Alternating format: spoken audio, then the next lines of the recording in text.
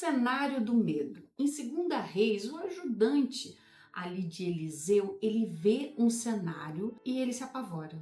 Ele fica realmente com muito medo, porque vê os exércitos se formando e que eles estão cercados. E quantas das vezes a gente também se vê cercado? Ou algumas pessoas ao nosso redor veem essa situação que é verdadeira, que é legítima, vem nos contar e aquele pânico se instala. Isso pode ser desde mudanças climáticas, ou políticas, ou a nossa própria mudança. Tudo pode nos levar a esse lugar de pânico. E isso acontece todas as vezes e a gente pensa assim, poxa, e a Bíblia relata tanto sobre situações que geraram medo para as pessoas, mas ela relata sempre também uma palavra de não temas.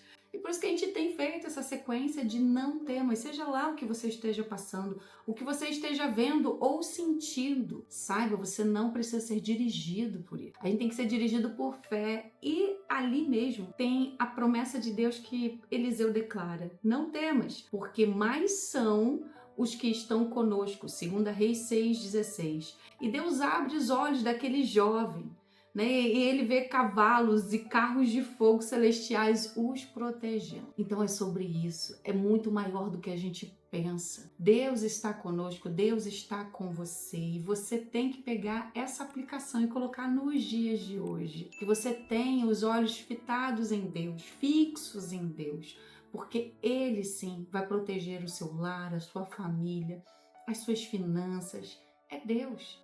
A Bíblia fala, né, que se Deus não estiver, em vão vigia o sentinela. Então de nada vale a gente pensar em coisas terrenas, em coisas que a gente pode proteger, se Deus não é realmente o dono do nosso negócio, o dono do nosso lar, o dono das nossas vidas. Então que hoje essa mensagem chegue a seu coração, mas transbordante, de forma que vai fazer você fixar de novo, novamente, os olhos em Deus. Sabe, quando Pedro estava ali naquela situação que ele estava vivendo um milagre, talvez um dos maiores milagres da vida dele, um milagre que eu nem penso em estar realizando na minha vida, e talvez você não, mas talvez você, criança que foi criança cristã, sempre tentou executar esse milagre na piscina, que é andar sobre as águas. E quando ele, cheio de confiança, talvez euforia, empolgação do início daquele milagre, ele falou assim, né? Não, Senhor, então eu estou aqui, se é tu mesmo,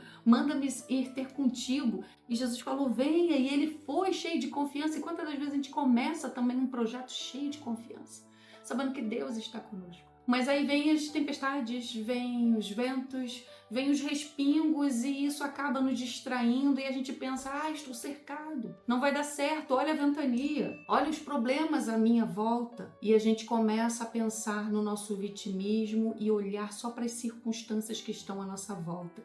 E a gente para de olhar para Cristo, que é o nosso autor e consumador da nossa fé.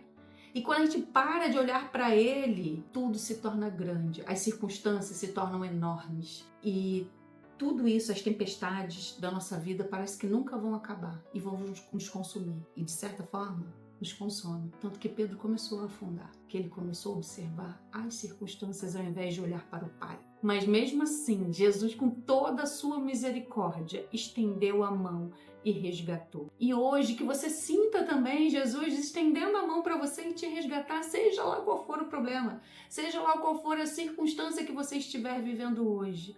Sinta, tenha a consciência que Jesus está estendendo a mão para você no dia de hoje através desse vídeo.